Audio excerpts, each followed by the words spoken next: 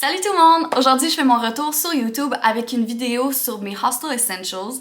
Dans le fond, j'ai fait une couple de voyages solo dans ma vie et ça a toujours été en hostel.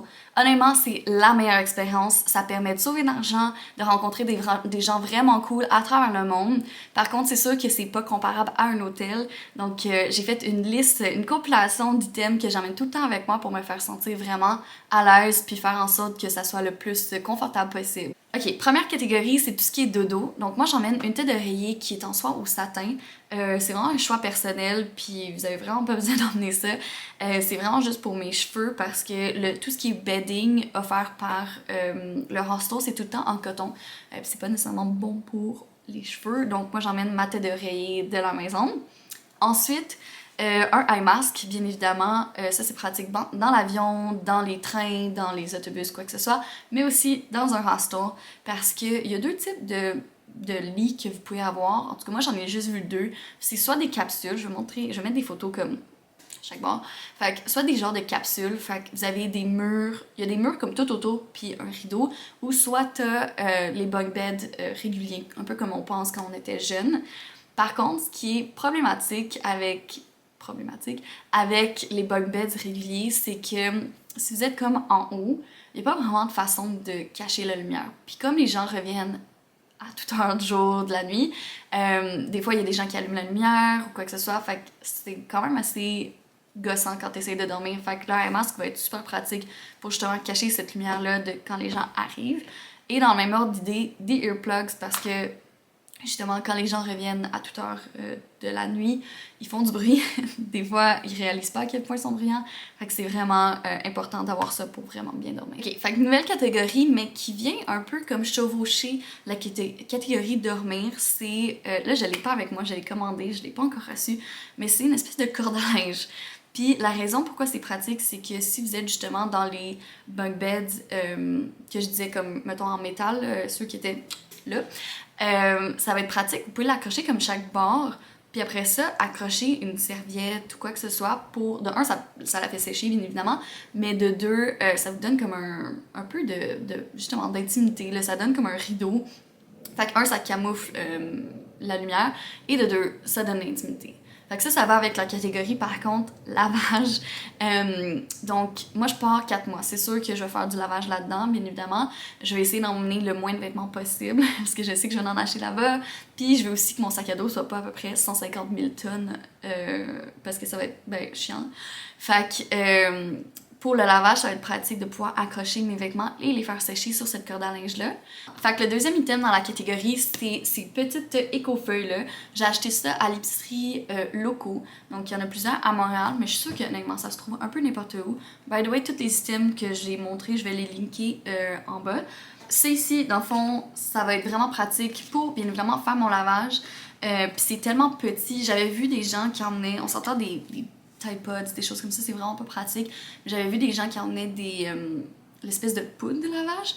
Par contre, je pensais que il y a quand même des bonnes chances qu'à travers les 4 mois, ce sac-là de poudre, c'est comme ils mettaient ça dans un sac Ziploc, ce sac-là fasse un trou, puis là, ça commence à couler partout. Fait que premièrement, tu viens de gaspiller tout ton savon de lavage, puis deux, il y en a partout dans ton sac.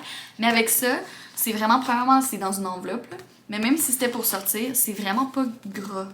Tu sais, fait que c'est super pratique, minuscule. En tout cas, j'ai vraiment... Puis ça, c'est 32 lavages, 32 bracelets. Fait que, honnêtement, je pense même pas emmener la totalité.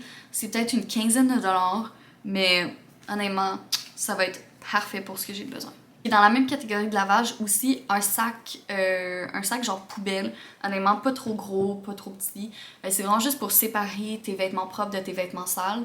C'est quand même vraiment pratique. Fait que vraiment juste un petit sac comme ça prend pas beaucoup de place, mais t'es capable de séparer c'est quoi qui est propre, c'est quoi qui est sale. Ok, fait que tantôt je mentionnais par rapport à la corde à linge d'accrocher une serviette. De un, on la fait sécher, puis de deux, ça fait comme une intimité, un peu plus d'intimité, ça cache aussi la lumière quand les gens reviennent tard. Moi, c'est la première fois, honnêtement, je vais emmener une serviette avec moi en voyage, parce qu'avant, j'avais seulement des serviettes en coton, puis ça prend vraiment trop de place pour emmener ça avec moi. Mais là, je viens d'acheter ça ici chez Decathlon. Ça va coûter, je pense, comme 9$. Puis c'est une serviette en microfibre, fait que ça va sécher vraiment plus rapidement. Une autre raison aussi pourquoi j'emmenais pas de serviette avec moi, c'est que je pack quand même dernière minute. C'est immanquable que, dans le fond, j'aurais j'aurais pris ma serviette puis elle était encore mouillée quand il fallait que je la pack, ce qui est absolument dégoûtant. Fait qu'avec ça, ça sèche beaucoup plus vite. Il y a beaucoup moins de chances que je sois pognée avec une serviette. Oui, non, sac à dos. Ok, fait que dans le même ordre d'idée que la serviette, j'emmène aussi bien évidemment des gougounes pour la douche et j'emmène un tote bag avec moi. Le tote bag, il y a bien évidemment plein d'utilités. C'est bon pour aller faire l'épicerie, emmener tes trucs à la plage, mais moi j'utilise aussi pour aller à la salle de bain. Comme ça, quand j'ai plein de trucs à traîner, mes trucs de cosmétiques, ma serviette de douche, mon shampoing, mes affaires, tout, comme ça je peux juste le mettre dans mon sac à dos, dans mon tote bag. C'est vraiment plus simple pour quelqu'un qui a déjà fait tomber ses bobettes en plein milieu de genre un hostel puis tout le monde a vu. Je parle par expérience, c'est vraiment plus facile quand tu es dans un tote bag. Puis aussi, moi je trouve ça vraiment pratique pour le soir quand je vais me coucher. Je mets tout dans mon tote bag.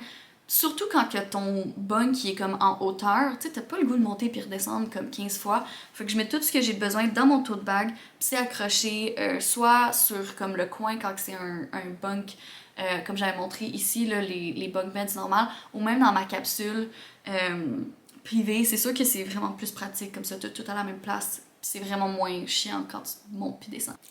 Ok, ensuite un cadenas. Puis je tiens à préciser avec un petit crochet. La raison est que la plupart des hostels que j'ai visités, le casier s'ouvrait avec la même clé qui ouvre la chambre de hostel. Par contre, une fois de temps en temps, il faut que tu aies ton propre cadenas. Et la dernière fois, j'avais emmené les cadenas, le même cadenas que j'avais comme au secondaire, mais le crochet était quand même assez gros, puis ça fitait pas dans un ou deux des hostels que j'avais visités. Donc c'est pour ça que je précise avec un petit crochet, pour s'assurer que ça fit dans chaque casier, dans le fond. C'est super pratique aussi pour si tu veux laisser des choses. Moi, j'avais déjà laissé mon sac dans une gare de train parce que ça me tentait pas de le traîner. Je faisais vraiment juste comme un arrêt rapide dans une ville, puis ça me tentait pas de traîner mon backpack avec moi. Fait que je l'ai laissé dans une gare de train, puis le cadenas était pas offert. Fait que ça a été super pratique. Et moi, ce que j'aime beaucoup, c'est ceux à numéro. La raison est que c'est sûr que je perds la clé. Sûr que je perds la clé. Fait qu'au moins avec numéro, ben c'est toi qui le choisis. Fait que déjà en partant, je choisis un numéro qui est important pour moi, comme ça j'ai un peu moins de chance de l'oublier. Et de deux, je prends une photo. La première fois que je choisis mon numéro, je prends une photo, je le mets dans mes favoris, puis après ça, j'oublie. Fait que ben pas j'oublie mon numéro là, mais je peux l'oublier en fait parce que j'ai une photo du numéro dans mon téléphone. Ok, ensuite dans toutes les hostels que j'ai visités, il y avait tout le temps une cuisine, donc j'essaye de me faire une coupe de repas pour sauver quelques sous.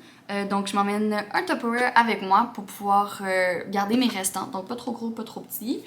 Puis je te conseille en plastique étant donné que un, ça va être beaucoup moins lourd dans ton sac à dos, et de deux, parce que t'as inévitablement volé le Tupperware à ta mère, elle va être vraiment fâchée si tu le brises. Et ensuite, des sacs Ziploc.